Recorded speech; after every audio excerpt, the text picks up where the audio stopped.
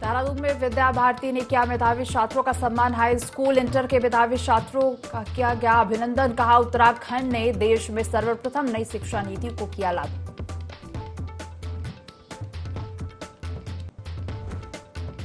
मुख्यमंत्री पुष्कर सिंह धामी पहुंचे रुद्रप्रयाग। अगस्त बुनी में स्थानीय लोगों के साथ किया जनसंवाद। लखपति दीदी अभियान की शक्ति को सम्मान कार्यक्रम में भी हुए शामिल।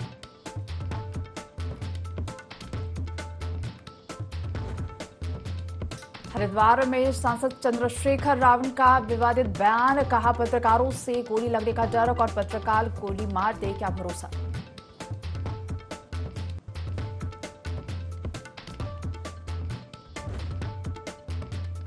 अस्सी घंटे के संघर्ष के बाद माउंट चौखंबा पर फंसे पर्वतारोही का सफल रेस्क्यू। भारतीय वायुसेना और एसडीआरएफ की संयुक्त कार्रवाई। प्रशासन ने ली राहत की सांस।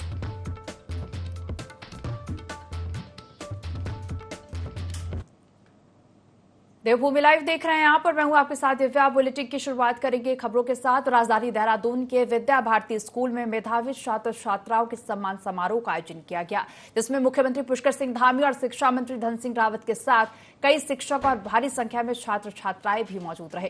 कार्यक्रम में कुमाऊं और गढ़वाल के हाई स्कूल और इंटरमीडिएट के मेधावी छात्र छात्राओं को सम्मानित किया गया। इस मौके पर मुख्यमंत्री पुष्कर सिंह धामी ने छात्र छात्राओं को संबोधित किया। मुख्यमंत्री पुष्कर सिंह धामी ने अपने संबोधन में छात्र छात्राओं से कहा कि सफलता का कोई विकल्प नहीं होता, हमेशा मेहनत के साथ पढ़ाई करनी चाहिए, सफलता जरूर मिलती है।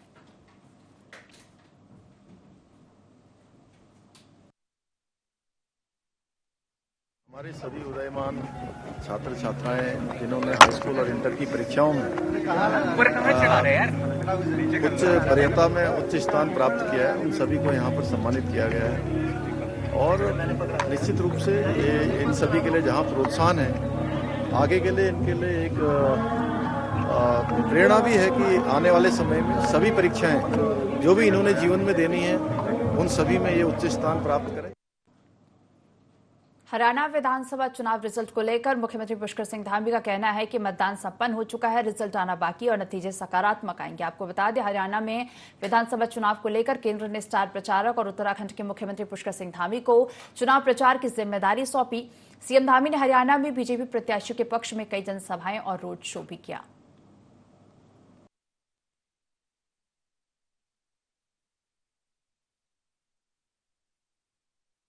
आज का ये सम्मान ये आप सब लोगों के लिए आगे के लिए भी एक प्रोत्साहन है कि अब ये जो सफलता आप सबने प्राप्त की है, ये सफलता अब आपकी अनवरत रूप से चलती रहे और इस सम्मान से आप सब में एक नई ऊर्जा का, नए उत्साह का और एक नई उमंग का संचार होगा और आगे आने वाले जितने भी आपके जीवन में जितनी भी चुनौतियां हैं, जितनी भी परीक्षाएं आपको देनी हैं, उन सभी परीक्षाओं में आप सबको और अच्छा।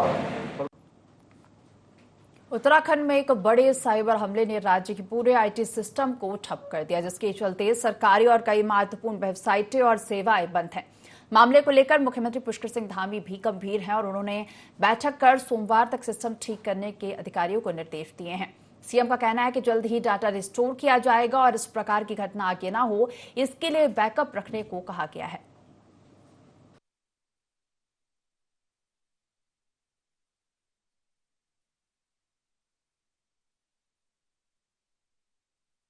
जल्दी से जल्दी हम उसको रिस्टोर करने के लिए हमने कहा है कि जल्दी से जल्दी रिस्टोर करें, जिससे कि सभी कामकाज सामान्य रूप से प्रारंभ हो।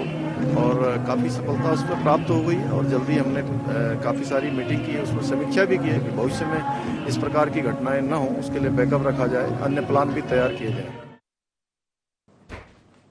मुख्यमंत्री पुष्कर सिंह धामी ने मुख्यमंत्री आवास में स्टेट डाटा सेंटर से आए मालवेयर और अस्थायी रूप से बंद की गई ऑनलाइन सेवाओं के संबंध में स्टेट डाटा सेंटर, स्वान, एनआईसी और आईटीडीए से संबंधित सभी अधिकारियों, विशेषज्ञों, पुलिस विभाग और शासन के उच्च अधिकारियों के साथ बैठक की। इस दौरान मुख्यमंत्री ने अधिकारियों को स्टेट डाटा सेंटर की स्कैनिंग जल्द पूरा कर जनहित से जुड़े विभागों की साइट को प्राथमिकता से दोबारा शुरू किए जाने के निर्देश दिए। उन्होंने यह सुनिश्चित किया कि सोमवार तक सभी साइट्स का संचालन शुरू हो जाए।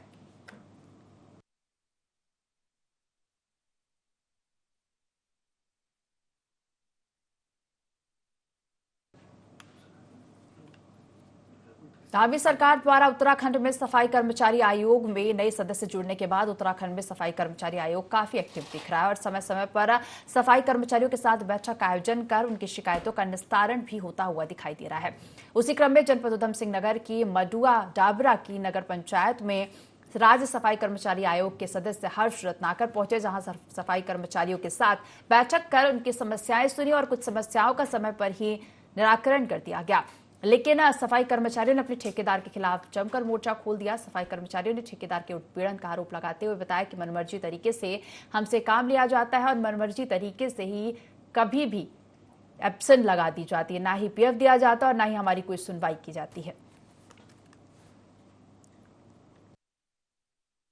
मैंने सख्त अधिकारी को निर्देश देते हुए कहा कि 8 दिन के अंदर अगर इनका पीएफ और एसआई जमा नहीं हुआ तो कड़ी कार्रवाई की जाएगी।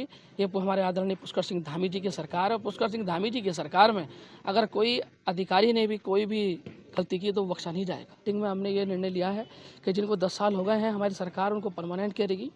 वो सभी नगर निगम नगर पालिकाओं ने अपने यहाँ से लेटर भेजकर शासन को लेटर भेजा है। वो लेटर हम शासन को और आयोग को प्राप्त हो गया। 2 माह का जो बिल है अब आगे को उसका बिल रुकवाने की सख्त कह दिया है।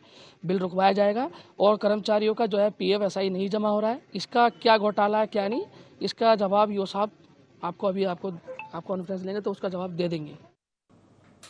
प्रवर समिति की बैठक के बाद निकाय चुनाव की अधिसूचना अगले महीने तक जारी होने की उम्मीद जताई जा रही है। संभवतः 10 नवंबर तक निकाय को लेकर अधिसूचना जारी हो सकती है, जिसे लेकर राज्य मंत्री मधु भट्ट का कहना है कि सरकार और भाजपा संगठन दोनों ही निकाय चुनाव को लेकर पूरी तरह से तैयार हैं और चुनाव आयोग जब भी तारीखों का ऐलान करेगा हम पूरे दमखम के साथ चुनावी मैदान में उतरेंगे। चुनाव एक संवैधानिक प्रक्रिया है और जब भी चुनाव आयोग की तरफ से तैयारी पूरी कर ली जाएगी तब हम मैदान में उतरने को तैयार हैं।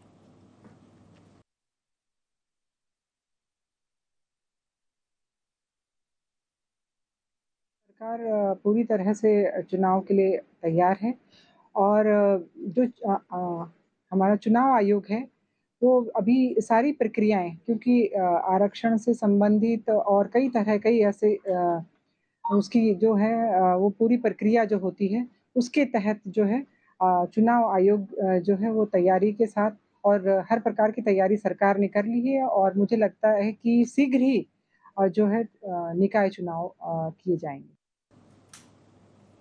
बाजपुर से इंस्पेक्टर सुधांशु के नेतृत्व में आई 15वीं वाहिनी एनडीआरएफ की टीम ने महाविद्यालय लोहाघाट में एनसीसी कैडेट्स को बाढ़, आपदा, भूकंप, अग्नि दुर्घटना में लोगों की जान बचाने के महत्वपूर्ण गुर सिखाए।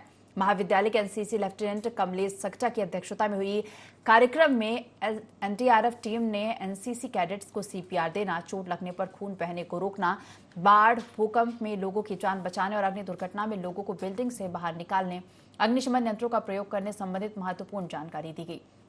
इंस्पेक्टर सुधांशु ने बताया कि किस प्रकार से सहायता पहुंचने तक आप घर में रखे सामान की मदद से रेस्क्यू उपकरण बनाकर अपनी और लोगों की जान बचा सकते हैं और आपदा या बाढ़ आने पर घर के पालतू जानवरों की जान बचाने के लिए उन्हें बंधन मुक्त करना चाहिए। इस दौरान टीम द्वारा डेमो के माध्यम से राहत और बचाव कार्य की जानकारी भी दी।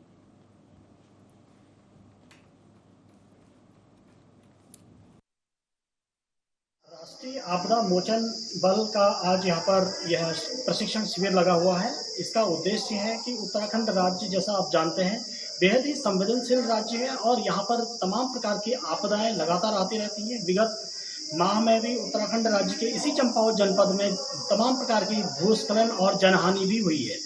ऐसी अवस्था में हम प्रत्येक नागरिक का यह कर्तव्य हो जाता है कि किस तरह से हम प्राथमिक उपचार के रूप में हमको जानकारी होनी चाहिए। इसी उद्देश्य को देखते हुए आज महाविद्यालय परिसर में एनडीआरएफ की 15वीं वाहिनी गदरपुर से आज यहाँ पर ये टीम आई हुई है।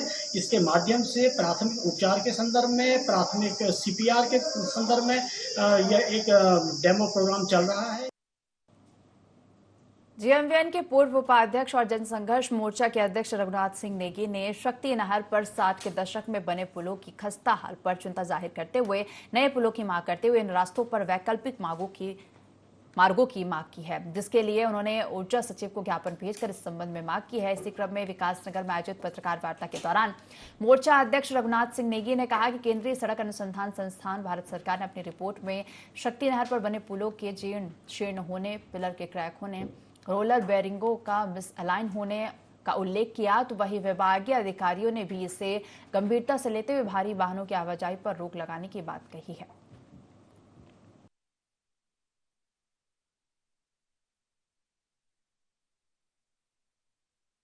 डापत्थर बैराज से लेकर के जो ढालीपुर बैराज है उसके बाद कुल्हाल तक जो इस संबंध में जो इसके पुल हैं, जो शक्ति नहर पर बने हुए पुल हैं, उनके बारे में केंद्रीय सड़क अनुसंधान संस्थान जो भारत सरकार की संस्था है, उसने जो रिपोर्ट सौंपी है वो रेड अलर्ट कर दिया उसने विभाग को। बहुत जीर्ण शीर्ण है, 50-60 साल पुराने हैं, और ये जो भारी वाहन जो 50-50 टन उप खनिज लेकर के तमाम जो सामग्री लेकर चल रहे हैं, ये किसी न किसी वक्त भी कैलेप्स हो सकते हैं। और इसमें जो यूजेबल है, यूजेबल ने कई बार प्रशासन को लिखा है कि आप इस पे आवागमन बिल्कुल बंद करा दीजिए भारी वाहनों की, ये सिर्फ और सिर्फ हल्के वाहनों को चलाने के लिए ही ये खुले रह सकते हैं, लेकिन इस बारे में अब तक कोई कार्रवाई नहीं हुई है। रुद्रप्रयाग के अगस्त्य मुनि क्रीड़ा मैदान में जनसंवाद और अभिमुखीकरण कार्यक्रम के तहत लखपति दीदी अभियान शक्ति को सम्मान कार्यक्रम का आयोजन किया गया। कार्यक्रम में मुख्य अतिथि के रूप में पहुंचे सीएम धामी का ग्रामीणों समेत बीजेपी कार्यकर्ताओं ने भव्य स्वागत किया। इस मौके पर उनके साथ बीजेपी प्रदेश अध्यक्ष महेंद्र भट्ट भी मौजूद रहे।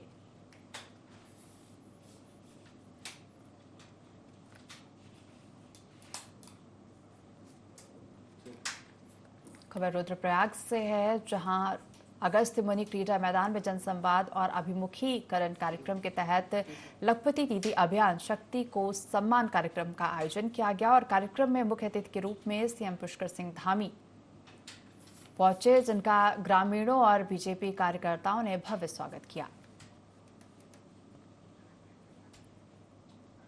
हरिद्वार में नगीना सांसद चंद्रशेखर रावण ने एक विवादित बयान दिया। चंद्रशेखर रावण ने कहा कि पत्रकारों से मुझे गोली लगने का डर है, कौन पत्रकार गोली मार दे क्या भरोसा। इस दौरान उन्होंने खुद की माफिया अतीक अहमद से तुलना भी की और पत्रकारों को हत्यारा बता दिया। तो वही मौके पर स्थानीय विधायक और पत्रकार उमेश कुमार वहां मूक दर्शक बने रहे।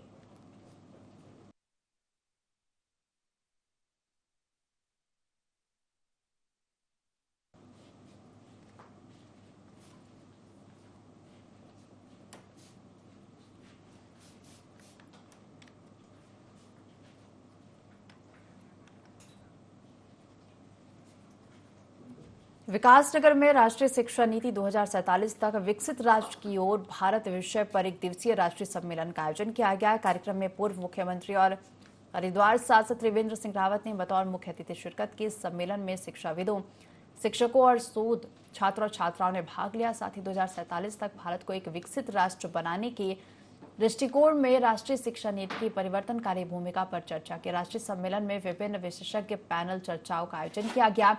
इस दौरान सांसद त्रिवेंद्र सिंह रावत ने कहा कि राष्ट्रीय शिक्षा नीति 2047 तक विकसित राष्ट्र की ओर भारत विषय पर आयोजित यह सम्मेलन अत्यंत महत्वपूर्ण है।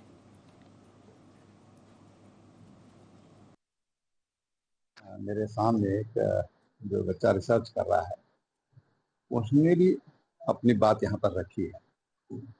मैं सोचता हूँ कि जो नई शिक्षा नीति भारत सरकार लाई है, प्रधानमंत्री मोदी जी ने जिस पर काफ़ी फोकस किया था, वो भारत को स्वावलंबी बनाने के लिए और शिक्षा को बहुआयामी और समग्रता में विचार करने की ओर ये शिक्षा नीति ले जाएगी। तो अब अर्थशास्त्री कहने लगे हैं कि भारत 27-28 तक ये $5 ट्रिलियन की अर्थव्यवस्था अर्जित कर लेगा। चमोली के चौखंबा में 2 पर्वतारोहियों का रेस्क्यू ऑपरेशन पूरा हो गया है, जहां माउंट चौखंबा 3 पर फंसे दोनों पर्वतारोही को सुरक्षित बाहर निकाला गया। 80 घंटे से चल रहे रेस्क्यू ऑपरेशन थम गया है और आपको बता दें, भारतीय वायुसेना, एसडीआरएफ, एनडीआरएफ, आर्मी और प्रशासन रेस्क्यू ऑपरेशन में जुटा था।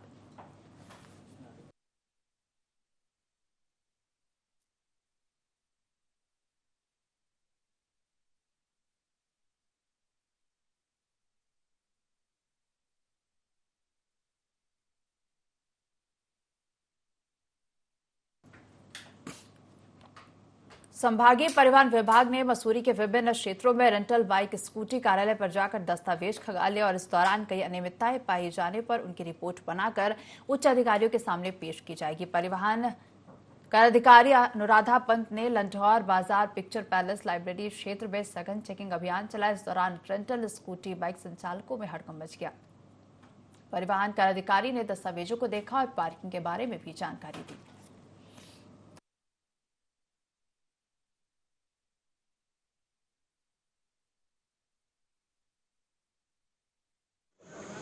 मेरा नाम अनुराधा पंत है। मैं परिवहन कर अधिकारी देहरादून सचल दल आशा रोड़ी से हूँ। आज मसूरी में जो रेंटल बाइक हम लेते हैं घूमने के लिए, जो भी हमारे टूरिस्ट आते हैं, तो उनकी जो शॉप्स हैं जहाँ पे आप देख रहे होंगे, इनकी हर एक दुकान पे जाके इनके पंजीकरण, लाइसेंस, कितनी गाड़ियाँ लाइसेंस में पंजीकृत हैं, इसके अलावा इन्होंने क्या व्यवस्थाएं रखी हैं, क्या इन्होंने रजिस्टर और अपने अभिलेखों का संरक्षण अच्छे से किया है या नहीं किया है, इसके अतिरिक्त इनकी पार्किंग की सुविधा कहाँ उपलब्ध है, इनके दिए गए पते पे इनकी जो शॉप है वो उपस्थित है या नहीं है, इनका संचालन कौन कर रहा है, इनके अभिलेखों की पुष्टि की, लाइसेंस की जो वैधता है वो कब तक है, इस तरीके की सारी जाँच की जा रही है।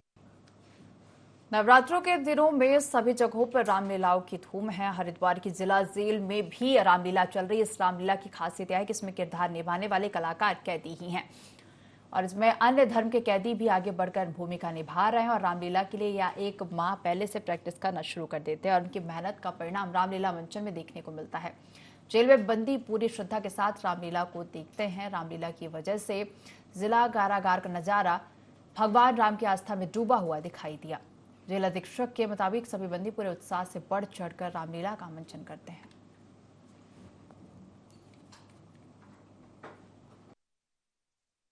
के पवित्र दिनों में रामलीला का मंचन पूरे देश में हो रहा है। उसी क्रम में हमारी जेल कारागार में भी ये विगत कई वर्षों से वरिष्ठ जेल अधीक्षक श्री मनोज जी के प्रयत्नों से ये एक मनोरंजन के साथ साथ धार्मिक, सामाजिक और सांस्कृतिक शिक्षा भी बंदियों को प्राप्त हो, ये बहुत ही अच्छी पहल है।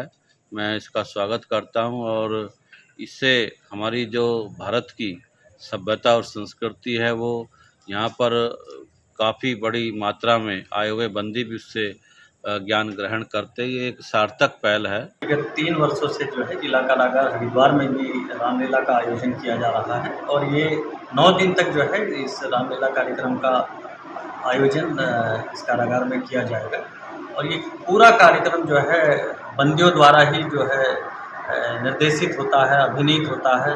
पूरी तैयारी कार्यक्रम की मंच से लेके अन्य जितनी भी मेकअप है, ये सारा जो है ये हमारे बंदीगण ही करते हैं। बहुत लगन से, बहुत मेहनत से जो है वो इस कार्यक्रम की तैयारी करते हैं। निश्चित रूप से ऐसे कार्यक्रम उनके जीवन में बदलाव लाते हैं, हमारे कारागार में भी एक सकारात्मक माहौल पैदा करते हैं। देहरादून में द ओएसिस इंटेलेक्चुअल पल्स का समापन हुआ और इस कार्यक्रम में राजधानी देहरादून के 7 विद्यालय के छात्र छात्राओं ने प्रतिभाग किया। इस कार्यक्रम का मुख्य उद्देश्य छात्र छात्राओं में साहित्य के प्रति जागरूकता पैदा करना है। वही कार्यक्रम में हिंदी भाषा में कविता लेखन, वाद विवाद प्रतियोगिता का आयोजन किया गया, तो वही अंग्रेजी भाषा में शॉर्ट स्टोरी राइटिंग आदि क्रियाकलापों का आयोजन किया गया, जिसमें पिछले साल इस कार्यक्रम का आयोजन केवल इंग्लिश में किया गया था, लेकिन इस वर्ष हिंदी और संस्कृत को भी इस कार्यक्रम में जोड़ा गया। इस कार्यक्रम का मुख्य विषय एआई इन क्रिएटिव राइटिंग है।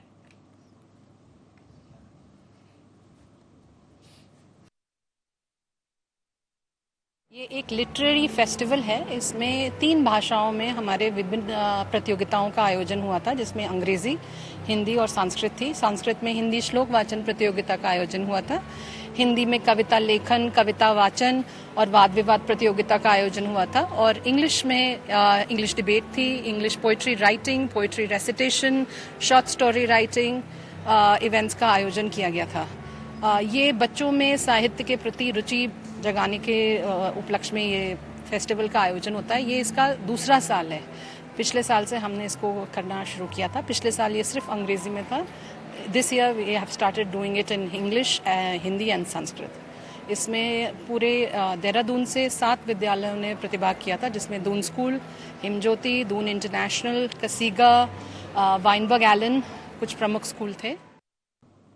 प्रदेश में यूसीसी को लेकर लंबे समय से सियासत हो रही है। प्रदेश में यूसीसी कब लागू होगा अभी स्पष्ट नहीं है। यूसीसी को लेकर मदरसा बोर्ड के अध्यक्ष मुफ्ती शमून कासमी का कहना है कि समान नागरिक संहिता प्रदेश में लागू होना बहुत जरूरी है। यूसीसी सभी धर्मों के हित में है। खासतौर पर उन्होंने मुस्लिम वर्ग के लिए कहा कि इसमें मुस्लिम वर्ग को किसी भी तरह का कोई नुकसान नहीं है, क्योंकि नियम कायदे जो बने हैं वह सभी धर्मों के हित में बनाए जा रहे हैं। साथ ही कासमी ने कहा कि किसी भी समाज या धर्मों में जो कुप्रथाएं हैं निश्चित रूप से वह हटनी चाहिए। मुस्लिम धर्म में 3 तलाक या 1 से अधिक शादियां जैसी कुप्रथाओं को हटाना बहुत जरूरी था।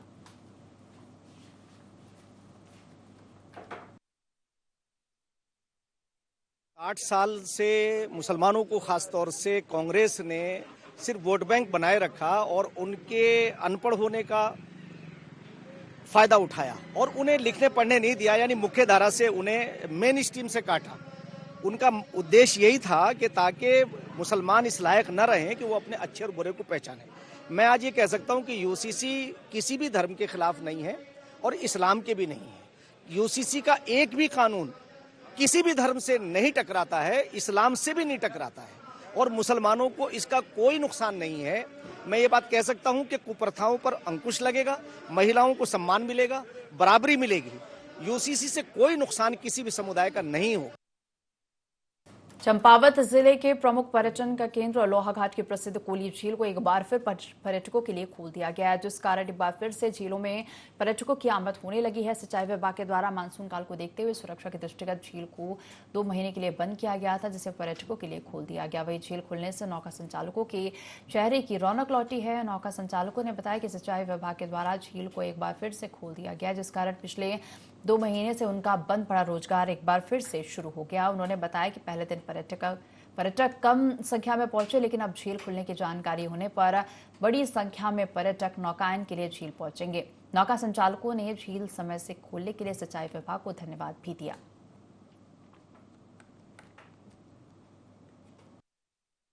हमने ये नाव संचालन शुरू कर दिया है। बरसाती सीजन के कारण पानी का इसमें लेवल कम हो गया था और सिंचाई विभाग भी द्वारा हमें निर्देश दिया गया था कि नाव संचालन इस टाइम पे बंद कर दीजिए। इस वजह से हमने बंद किया था, जो आज से हम शुरू कर रहे हैं।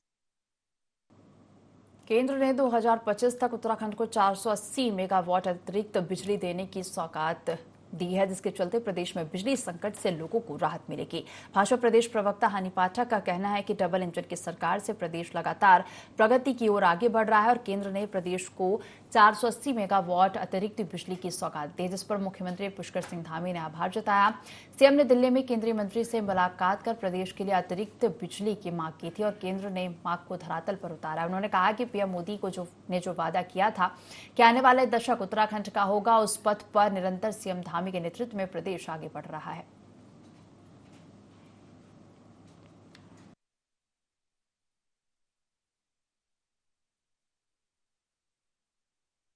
हम शुरू से कहते चले आ रहे हैं कि डबल इंजन की सरकार हमारी प्रगति की दिशा में लगातार आगे बढ़ रही है। उसी क्रम में जो अभी हमें केंद्र ने इतनी बड़ी सौगात दी कि 400 मेगावाट अतिरिक्त बिजली दी है।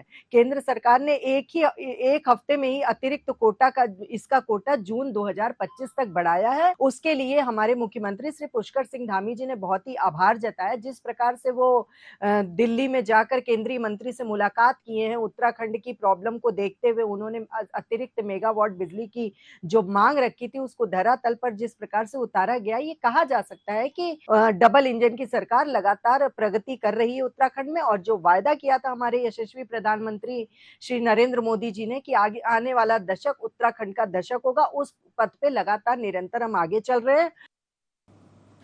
इस बुलेटिन में फिलहाल इतना ही। आप देखते रहिए ID24। नमस्कार।